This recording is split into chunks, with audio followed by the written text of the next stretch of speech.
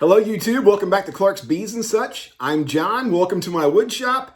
Today we're going to learn about bee speak or beekeeper-ese, the language and the vocabulary of beekeepers.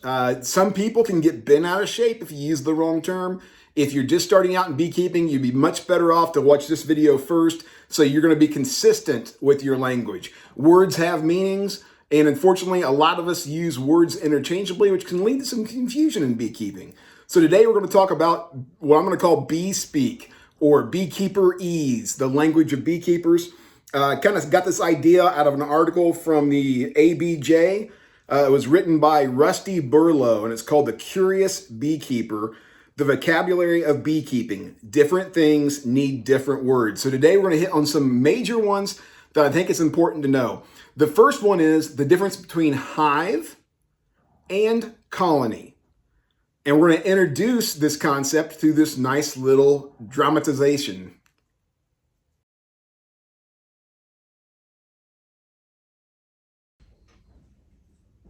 Man. Oh, wow. You look mad. Why are you upset? I can't believe it. I just walked outside. I lost 2 hives. What happened? Did they fall off the back of your truck? What'd you do? Get lost in the bee yard? Were you playing hide and seek and some of them got lost? Did someone steal your hives? Did you misplace them? No, the bees are gone. I walked out there, the bees are gone. Did they all fly away?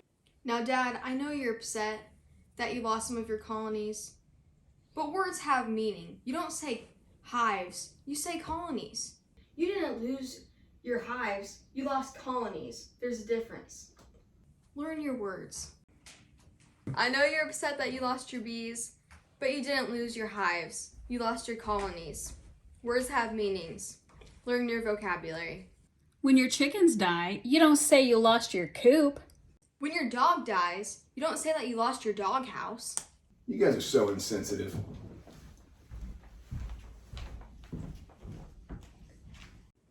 Beekeeping amateur.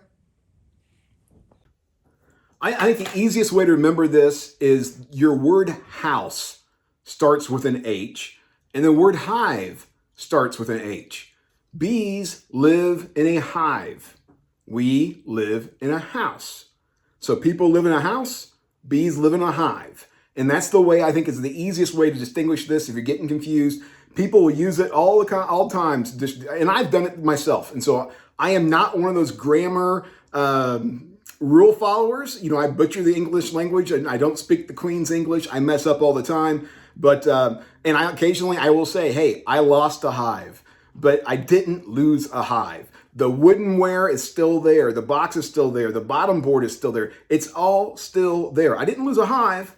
I lost a colony. I lost the group of bees that live inside that hive. I did not lose the hive. So anyway, just to help eliminate confusion, the word hive starts with the letter H. And if you think about it that way, we live in a house. It starts with a little letter H. Bees live in a hive. It starts with the letter H. So try not to interchange the words. Some people will get very upset. Now, if we all have these different words and the different words need to be unified across the board, where do we go? Well, you could look in a dictionary. I'll tell you what, I like using Better Bee. If you go to betterbee.com, not a sponsor, at least not yet. If you go to betterbee.com, they have a beekeeping vocabulary. And it's there. It's kind of like a dictionary. So take a look at that one if you'd like to. All right, the next one we're going to go to, and another highly confused topic, I guess, is a super. Okay? A super. What's a super? A super is a box. But it's called a super because it's shortened form for superstructure. For there to be a superstructure, there's got to be a structure underneath the super. So typically in beekeeping, you start out the bottom box, whatever that is, whether it's a deep, whether it's a medium, could be a shallow, I guess, in some cases. But whatever the bottom structure is, that's typically the brood box. Okay, that's where the brood's at. That's where the queen's at. That's where they're laying the brood. That's the brood box. Sometimes you may go with a double deep. Sometimes you may go with 2 mediums or 3 mediums. And then you'll put on a super on top, a honey super. Now, a honey super has to go on top. So some people will say, yeah, I run all my colonies with 3 medium supers. Well, that's not really the case. You've got at least one medium brood chamber and possibly two medium supers above that. Or you may have one deep brood chamber and one deep super above that if you're running honey supers and deeps.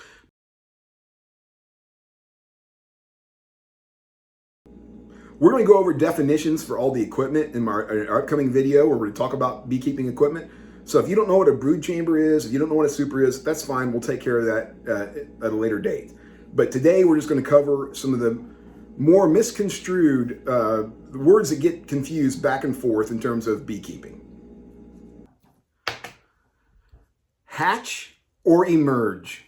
People use these things interchangeably all the time. Probably not the best method to do, but theoretically, bees emerge from their cell. Eggs hatch, but bees emerge. So you probably shouldn't say, hey, my queen hatched today, or my drones hatched today, or my worker bees hatched today. All bees really emerge from their cell. The eggs will hatch, and then that will go through several stages, and eventually the bees will emerge, okay? Eggs hatch, adult bees emerge. There's a small difference. To some people, it's very important, so just make sure you're paying attention and using the right vocabulary words. This one I'm guilty of. I am guilty of. I say it all the time. When's the honey flow? When's the honey flow in central Indiana where I'm at, or north central Indiana? When's the honey flow in your area? Well, the fact is, there is no honey flow. You see, honey doesn't flow in the air. Bees go to where the nectar is, and they bring the nectar back, and they turn that nectar into honey. It's not a honey flow, it's a nectar flow. But most beekeepers that I know, many beekeepers that I know, mistakenly will call it the honey flow. It's really not the honey flow, it's really the nectar flow. Queen cells. I'm going to try to put an image in here so you can see a little better, but you have typically the swarm cells that would show up on the bottom of the brood nest, the brood chamber. You got these peanut-looking things that hang down below the frames, and those are swarm cells. Yes, those are going to be queen cells, but they're also swarm cells because the bees are getting ready to make a swarm. Sometimes you have supersedure cells. Supersedure cells are generally the same type of peanut-looking shaped cell, a queen cell, that's formed on the side of a frame, usually later in the season. That's when they're, and supersedure cells are formed on the side of the frames, not hanging down below, dangling down here below the frame, but on the side of the frame. And those are supersedure cells. And those supersedure cells are because there's something wrong with the queen. Either the queen's not producing correctly, the queen may have died, or they just need to create a new queen in that colony. For a swarm cell, that's something entirely different. They're going to make these queens and they're going to split off. They're going to make a split, a natural split, which bees will do. Part of the population is going to take off, including the old queen, and then they're going to have new queens in the box. Supersedure cells are usually later in the year when something's going awry with the existing queen, and they need to replace her automatically, quickly. Some other basic definitions that you might want to know, if you don't know already. An apiary. An apiary is where you have all your colonies, your hives, your equipment. That's called your apiary. Apis mellifera is the genus and species of the western honeybee. Now, here's another question for you. Honeybee, one word or two words? I see it both ways. I see it frequently, and to the best of my knowledge, in America, in the United States of America, it should be listed as two words, honey bee. According to the Entomological Society of America, honey bee should be two words. And one of the reasons, the reason why honey bee should be two words is because it accurately describes the name of the object. So a honey bee is a type of bee. So it should be a honey space bee. Dragonfly, for example, is not a type of fly, so it's one word, dragonfly. Butterfly is not a fly, so it's one word, butterfly. Bumblebee is a type of bee, so it should be bumblebee, two words. That's according to the ESA's rules, not mine. I'm not going to get mad at you if you spell it as one word, but I believe officially it should be 2 words, honey bee. Apiculture is the science and art of raising honeybees. A beehive, 1 word. A beehive is a box or receptacle with movable frames. So that's a beehive. Or the best definition I can give you is a house where the bees live. It could be a bee tree. The bees could be living in a house. Could be a tree rather. It could be a bee wall, I guess, if the bees are living inside the wall. I've seen bee trash cans. I've seen bee cars, wherever the bees are living. But theoretically, the hive is just a place where the bees are living. So hive, house, that's where they're living. Nucleus. You may have heard the term nucleus colony. You may have heard the term nucleus. You may have heard the term nuke or nuke box. If I'm talking about a nucleus colony, I'm talking about a smaller colony than the bigger colony that I might have out in my production yards, but a much smaller colony. A queen, some worker bees, and some drones and brood, but a small group. That's the nucleus. Okay, now, nucleus what? What are we talking about? Sometimes we talk about a nuke box. A nuke box is just a smaller hive box for the nucleus. It could be a 5-frame nuke box. It could be a 2-frame nuke box. It could be just one medium frame being used as the brood box, I guess, because it's much smaller than a deep would be. But are you talking about the bees themselves as the nucleus, or are you talking about the box?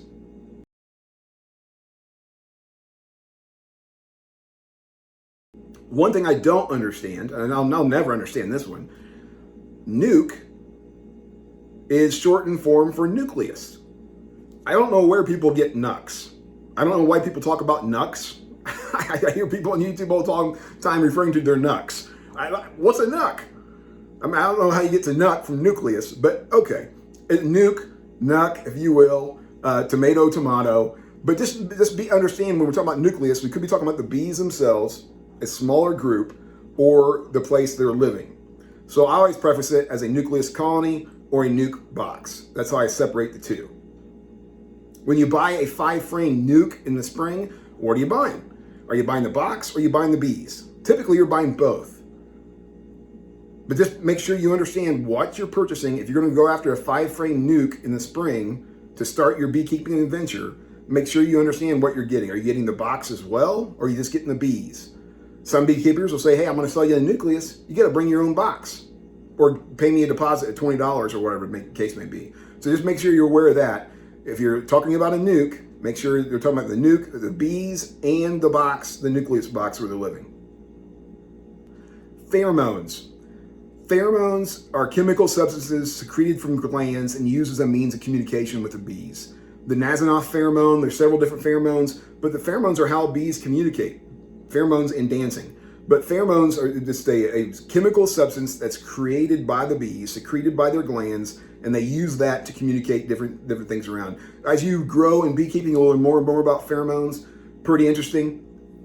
Propolis is, we all probably know what honey is, or I hope everybody knows what honey is, and beeswax. Probably don't have to go into that one. There's also another substance produced in the hive, and that's propolis. Propolis is sap or resinous material collected from trees or plants and used to strengthen the comb and seal cracks. Some bees, some variety of bees, produce a lot more propolis than others. So propolis can be viewed as a good thing or a bad thing, depending on what your needs are, depending on what your wants are. Propolis has got many health benefits. If you look on YouTube, you can find all kinds of stuff. Go to Google propolis, the uses of propolis. I don't particularly use propolis for any healthcare benefits right now, but I may in the future. Who knows? Swarming. Swarming is the natural process of propagating a colony of honeybees. They will do this on their own. And sometimes we can make, as beekeepers, we can make artificial swarms to make the bees reproduce themselves. But swarm is basically when the bees get together for whatever reason and say, hey, some of us are going to leave. And typically they will kick the old queen out. So the old queen will leave with the first swarm. They're going to build swarm cells on the bottom of the beehives. And when those queens emerge, or before they emerge, the existing queen will take off with a lot of her bees and her resources, and they're going to go start a new colony. The queens that emerge from the swarm cells, they're going to duke it out, figure out who's going to remain here in the colony, and they're going to, one of them will fly out, get mated, come back, and boom, that hive has got a new queen. Sometimes there'll be a couple different queens, virgin queens, that emerge and can live in harmony. And on occasion, you'll see more than one queen in a hive. That's rare, but it happens. But that's swarming. So swarms, at some point in time, the bees may say, listen, it's time for us to split. We're going to send half of us away. We're going to go somewhere else. You can even have second, third, and fourth swarms. You have a primary swarm, which is the one where the queen goes and takes off with a lot of her folks, her bees, and resources. They're all loaded up with honey before they take off. And then you can even have secondary and third swarms after that. But that's the part of swarming. Absconding is different. Absconding is when the entire colony takes off. I don't know why. Maybe they think it's too wet, it's too cold. Maybe they think the comb in here is too unhealthy. A lot of us don't really know why bees will abscond, but sometimes bees will just simply take off. All of them. They leave. Looks like a swarm, may act like a swarm, but it's not a swarm. They absconded. That hive is now empty. There's no more bees in that hive. They all absconded. Took off, went to greener pastures. Absconding. Virgin queen, as the name implies, is a queen that has not yet been mated. Okay? And a queen that's not been mated cannot lay fertile eggs. For new beekeepers, they may not know this, but you can have what's called laying workers. A laying worker is a worker that lays unfertilized eggs. And an unfertilized egg is a drone. So if you have a laying worker, they can produce drones. They cannot produce queens. They cannot produce worker bees. Unfertilized eggs can only be drones. So if you have a laying worker, that means you don't have a queen in the colony and you just have some worker bees, and all of a sudden you start seeing some rare patterns in the eggs, and it's probably a laying worker, and laying workers can only produce drones. So if you go to your beehive and you pull out a frame and it's all drones, you see no eggs anywhere else, you see no worker brood, you see nothing of that nature, you probably have a laying worker. Crystallization. If you're new to beekeeping, if you're new to honey, you may realize that, or may not realize yet, that your honey will sometimes crystallize. Okay, it certainly happens in colder temperatures. It's a natural process. Colder temperatures can get it to crystallize quicker. I always tell all my folks that buy honey from me, don't put it in your refrigerator. Don't put honey in your refrigerator. It's not necessary. Leave it out on the shelf. Keep it fairly warm. If honey crystallizes, and it's a natural process, all you gotta do is just kind of heat the honey back up. Okay, not hot, not boiling. You can put it in a pan of water and fill it with warm water, and eventually those crystals will turn back to honey. But crystallization is natural, especially with raw, unfiltered honey. So local raw honey is going to crystallize, and that's okay. That's not a problem. Don't worry about it. Still tastes great. Brood. You'll hear us talk about brood a lot. Brood are the immature bees that have not yet emerged from their cells.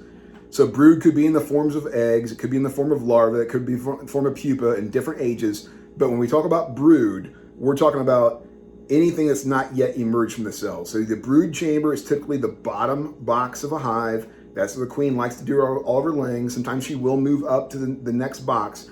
But the brood chamber is typically in the lowest part of your hive. And the brood are just the immature bees that have not yet emerged. Burr comb. Burr comb is wax that's built upon the top of a wooden part of a hive, but not connected to any other part. So sometimes they'll just produce this burr comb as a beekeeper in very inconvenient places. I mean, what are they thinking, these bees? But they'll put the burr comb throughout the hive, and on tops of frames, on the bottom of your lid, your inner covers, that they'll put burr comb there. It's not connected to anything else. It's not like propolis. It's not part of their frame that they're building to lay eggs in. It's just burr comb. Chilled brood. Now, chilled brood is a term that refers to the brood that has been frozen. Okay, they got too cold and they've died from exposure to the cold. It typically occurs in the spring when the colony's just starting to get moving, expanding rapidly, and then on cold nights, the brood gets too cold and they die. So that's called chilled brood, if there's not enough bees to keep the brood warm. Drawn comb. Drawn comb is your frames that actually have wax comb drawn out. Now, to me, sometimes listening to my friends from down south, I have a hard time figuring out they're saying drawn comb or drone comb.